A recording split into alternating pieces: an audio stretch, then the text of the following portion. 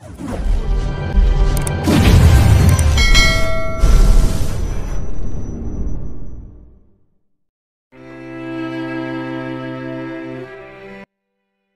taas ng kwarto, kung nasa naroon si Sabrina, ay kakatapos lang na magbabad sa bathtub kung kaya't sinuot na niya ang nightgown na pantulog niya. Sa paglabas niya pa lang ng silid ay narinig niya na ang pag-notif ng kanyang U-chat message sa kanyang phone na nasa bedside table. Pinulupot niya ang tuwalya sa kanyang basang buhok at agad na kinuha ang phone upang tingnan kung sino ang nag-message sa kanya. Nang buksan niya ang app ay nakita niya mensahe ni Waki Anderson. "I sent you a link. Please fill out the form." Yan ang sinabi nito kung kaya't napataas ang kilay niya. Mukhang may idea na siya kung para saan ang fill outan niya. Agad niyang binuksan ng attachment at nakita nga ang enrollment application form ng UP. Napangisi siya habang nakatingin sa form. Mukhang ang daling gawa ng paraan ng lalaki ang deal nila. Matapos na i-blower niya ang kanyang buhok, nilatag niya ang tuwalya sa hanging rack at mabilis na binuksan ang kanyang laptop. Umupo siya sa kanyang malambot na upuan at kinopya ang lahat ng impormasyon niya doon. Lahat ng grades niya mula grade school hanggang sa mag-graduate siya sa kolehiyo ay nilatag niya doon. Pati na nga lahat ng achievements niya at mabilis na fill outan ng form na walang pag-alilangan. Inabot siya ng 5 minuto upang mag-fill out ng form at sinend yon kay Waki na kanina pa naghihintay ng reply niya. Ilang segundong nakalipas ay nakatanggap kaagad siya ng mensahe. "I got it." Samantalang agad namang sinend ni Waki ang form sa kanyang kaibigan na si Marcus Newton. Si Marcus ay ang anak na may-ari ng paaralan ng UP at miyembro din ng pamilyang Newton sa grupo ng elitista sa Kamaynilaan. Siya rin ang acting executive ng UP habang wala pang ama nito at nasa business trip ng ilang buwan. Masasabing si Marcus ang susunod sa yapak ng ama at magaling ding mamahala. Si Marcus Newton na kilala sa kalmado at composed na ugali ay biglang nagpanik nang biglang makatanggap ng enrollment application form sa email nito. Wala pang 3 minuto, nakipag-video call ito kay Waki. Nakabusangot ang mukha nito habang tinatawagan ng kaibigan ngunit nang kumonektang tawag, agad itong ngumiti at magiliw na nagtanong, "Waki, sino tong babaeng to?" Kanina lamang ituwang-tuwa si Marcus na marinig sa lalaki na nakahanap to ng isang magaling at talentado sa physical massage. Sa katunayan, maraming mahuhusay na professionals ang nagmula sa medical departments ng UP, ngunit isa sa gusto nilang i-implement sa paaralan at idagdag sa curriculum ay ang physical therapy. Bukod pa rito, isa sa napakagaling na therapist pati na psychiatrist ay ang doktor na si Dr. Grayson. Magaling din ito sa acupuncture na halos sobrang sikat sa matanda. Sa paglipas ng mga taon, acting president ng UP at successor din ito, si Marcos ay nakatuon at gustong gumawa ng pagbabago at dagdag kaalaman sa paaralan. Yun nga ay ang physical therapy na hindi man nang inoffer ng ibang paaralan. Nalaki talaga mga mata ni Marcos na makitang mga grado nito. Hindi pa ito nakakakita ng ganitong nakakamanghang report ng grades sa tanang buhay niya, lalo ng maliit na babae sa litrato. Well, maganda siya ngunit halatang pagiging rebelde nito. May ahit pa nga ito sa gitna ng kanang kilay at may hikaw pa talaga. Sa labi, napahilamos si Marcos ng mukha. Mukhang wala pang pasensyang babae at sa tingin ni Marcos ay makakagawa pa ng gulo sa university nila. Bati sa kanyang maraming taong karanasan bilang tagapamahala ng paaralan, sa tingin niya na sa halip na maging isang mahusay ito, ay baka gulo pa ang ihatid sa kanya. Pinaghinalaan ni Marcos si Imon na hindi naakit si Waki sa talento at kakayahan nito, kung hindi sa ganda ng batang babaeng ito. What a playboy. Siyang sinasabi ko sa yung magaling sa physical therapy. Maikli at diretsong sabi ni Waki sa kaibigan. Hindi man lang napansin ng namumroblemang mukha ng kaibigang si Marcos. Kinalma ni Marcos ang sarili at mahinang nagsalita upang hindi galitin ang kaibigan. "Waki, alam mo naman ang pamantayan namin sa pagpasok ng estudyante rito sa UP. Kung papayagan mong ipasok ang babaeng yan sa university, natatakot ako na hindi niya makakayang matinding pressure." Sumikit ang mga mata ni Waki sa lalaki. "Marcus, anong ibig mo sabihin? Ayaw mong tanggapin ng taong nirekomenda ko sa'yo? Kailangan ko pa bang kausapin ang ama mo?" Nasamid si Marcus nang marinig ang sinabi ng kaibigan. Ayaw nito sa lahat ni istorbohin ng ama dahil baka pagalitan na naman siya nito. "Hindi naman yan ang ibig kong sabihin. Ang akin lang, kung ipapasok ko ang ganyang katalentong babae, natatakot ako na mabubuli lamang ito dito. Alam mo naman ang mga estudyante sa paaralang ito, napaka-competitive. Sinamaan lamang ng tingin ni Waki ang kaibigan at napakrus pa ng braso. Sa pagkakaalam ko, ang UP ang napakataas at respetadong university sa buong Pilipinas.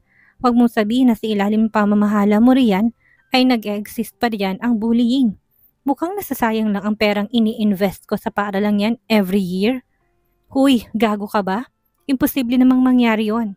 Ginagawa kong lahat para mas mapaunlad pa itong paaralang ito, bro. Agad na napailing si Marcos at nagpatuloy. Okay. Dahil magaling nga siya at nirekomenda mo pa sa akin, tsak na malaki ang may tutulong niya sa paaralang ito. Sige, tatanggapin ko siya. Tumango naman si Waki at confident na nagsabing, kailan may papadalang notice of admission sa babae? Ipapaasikaso ko na ngayon at ipapadala ko bukas ng umaga. Matatanggap ng babae ang notice pagkahapon. Pupunta siya sa mansyon bukas ng hapon kung kaya't ipadala mo na lang ang letter sa tauhan mo sa bahay. Natahimik si Marcus. Maya-may napailing. Confirm nga, type ni Waki ang magandang babaeng ito. Si Waki hindi niya basta-basta dapat kalabanin. Kahit na kaibigan niya ito ay may takot pa rin siya sa lalaki. Siya lang naman kasi ang anak ng pamilyang Anderson. At Monte Carlo, mga bigati ng mga magulang nito at takot na takot ang ama niyang kalabanin sila. Kaya nga niyang sabihin nito na kakausapin ng ama niya ay talagang natakot siya. Kailangan niyang pag-isipan ng mabuti kung kaninong professor niya ipapasok ang babaeng ito para makaiwas ng gulo. Nakasandal si Sabrina sa headboard.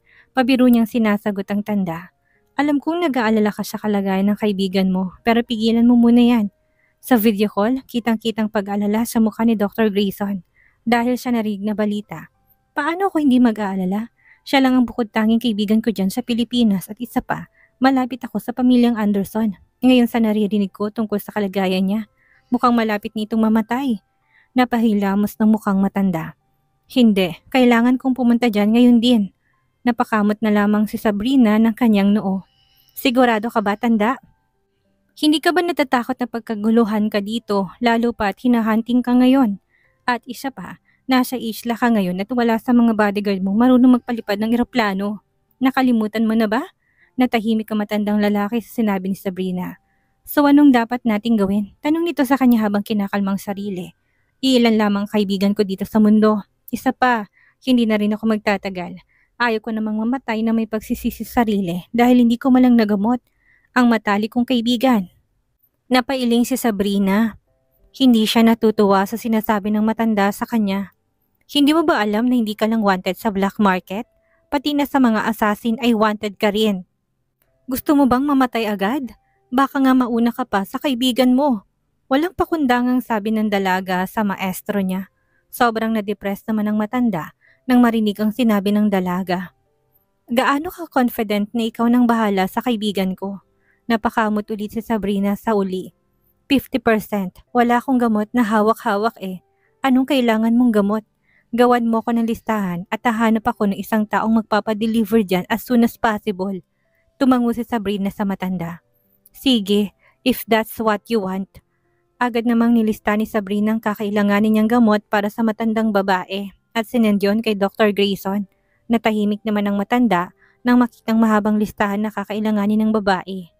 Biglang namroblema ang mukha nito. Black Raven, ang dami naman ito.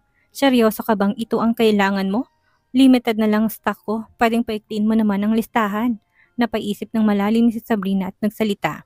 Sige, meron naman akong mga gamot na pwedeng i-inject sa kaibigan mo.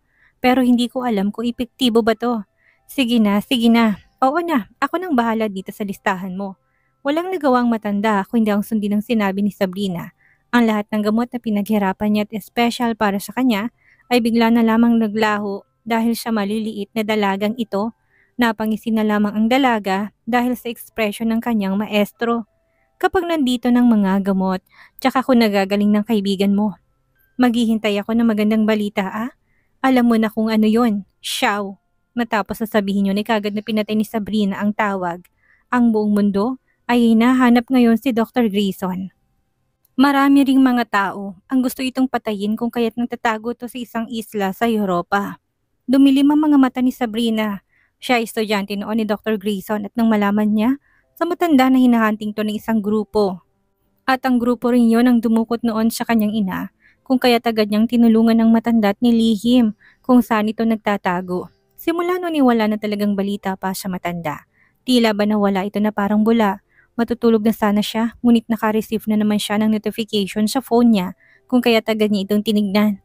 Bukas ipapasundo kita sa tauhan ko, 2:00 ng hapon. Agad naman siyang nag-reply. Okay, hindi na nagulat pa si Sabrina na malaman ni Waki kung saan siya nakatira. Siguro naman una pa lang ay background check na siya ng lalaki. Kinaumagahan ni kagad siyang bumaba upang mag-jogging. Ang kanyang ama at ang pamilya nito ay hindi pagising kung kaya't ang mga katulong ay busy sa pag-aayos. Araw-araw niyang ginagawa ito kung kaya't nasanay na rin siya. Hindi buo ang kanyang araw kung hindi siya makakapag-jog. May nakakasalubong naman siyang mga kapitbahay at tinitingnan siya. Ngunit wala pa rin siyang pakialam. Hindi niya man lang ito binati at dire-diretso lang sa pagtatakbo. Sa isip niya, kapag na-admit siya sa UP, ay hahanap na lamang siya ng apartment malapit sa paaralan at doon tumira ng mag-isa. Nakasanayan niyang hindi magsuot ng headphone for safety purposes. Kapag kasi may suot siya noon, ay malamang hindi niya makikitang paparating na panganib. Kagaya ngayon, habang tumatakbo siya ay napansin niyang may sumusunod sa kanya. Napataas siya ng kilay at hindi man lang huminto.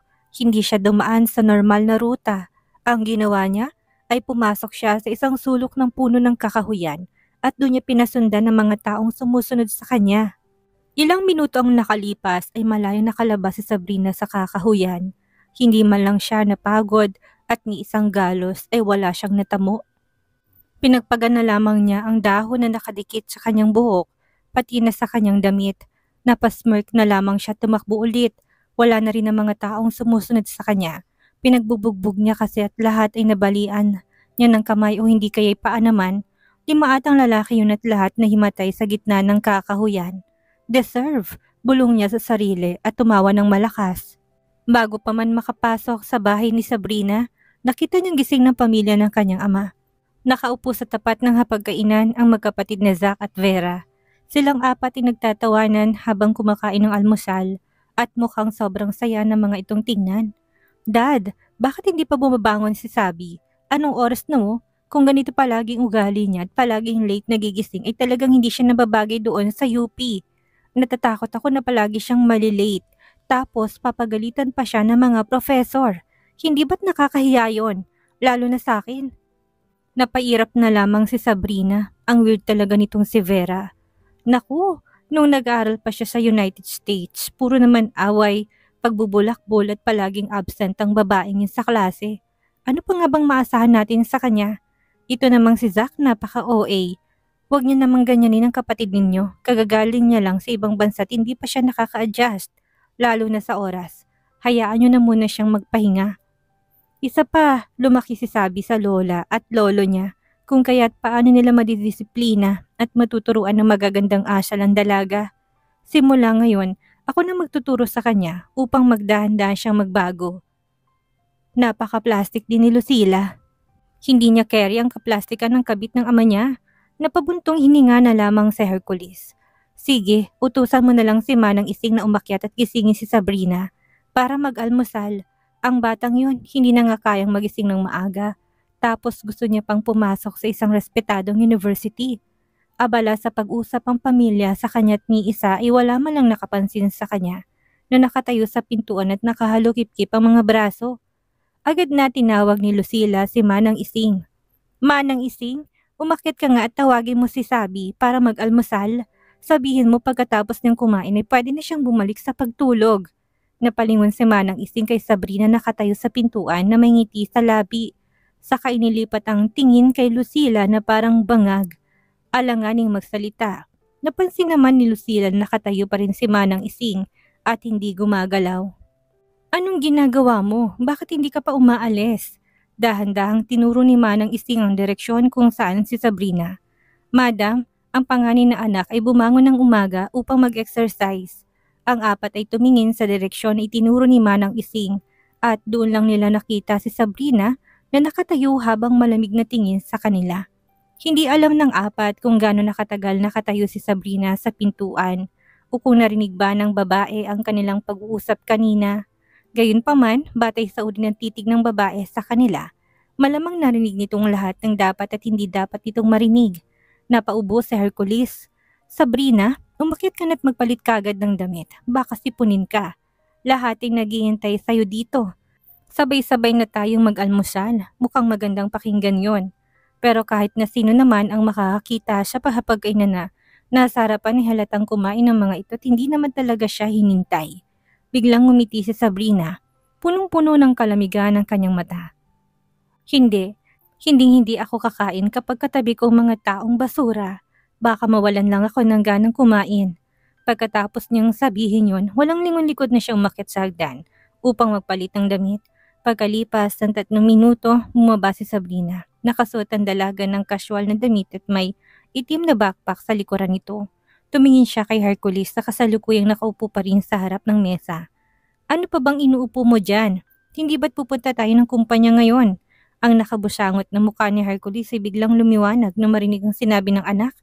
Agad na tumango ito, tumayo at sinundan si Sabrina. Tinitigan naman ni Vera ang kapatid na si Sabrina. Halos patay na nito sa titigang babae. Mom, nainis ako kay Sabi. Tinapik ni Lucille ang balikat ng anak. Magtiis ka na lang muna, iha. Kapag nakuha na ng papa mo ang mga shares, saka natin siya gagantihan. Sa loob ng kotse habang bumabiyahe sila papunta sa Aguilar Corporation, hindi pinansin ni Sabrina sa Hercules. Gusto ng ama nito na magsalita, ngunit hindi alam kung kailan magsisimula. Sumandal lamang si Sabrina sa upuan at ipinikit ang kanyang mga mata para magpahinga. Naiinis naman si Hercules pero wala itong magawa.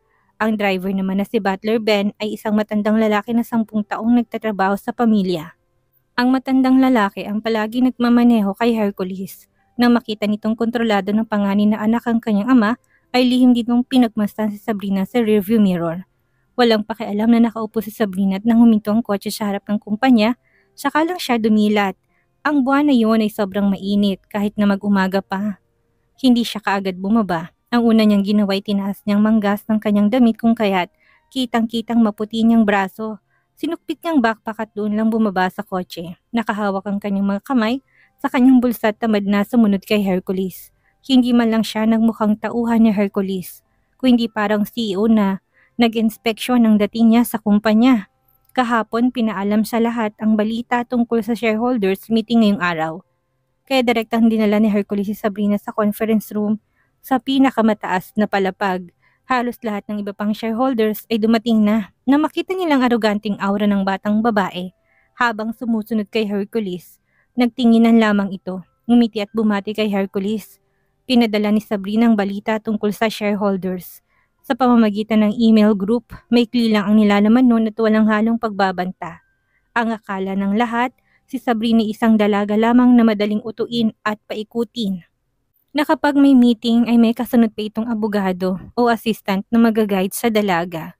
Ngunit hindi nila inaasahan na pupunta na mag-isang babae. Hindi nila alam kung matapang lang ito o walang alam. Kung ikukumpara ang dalawang mag-ama, alam ng lahat na mas lamang si Hercules. Idagdag pa na kahapon ng hapon, nangako si Hercules sa kanila. Nabibigyan sila ng maraming benepisyo. Hindi na kailangang hulaan kung kanino papanig ang mga shareholders. Malamang kay Hercules ang boto ng mga ito. Kahit naman hindi kagalingan sa Hercules, ang lalaki ang kasalukuyang namamahala sa kumpanya sa loob ng maraming taon. Hindi ito magaling pero hindi naman masama. Ang taunang dividend ay okay lang din.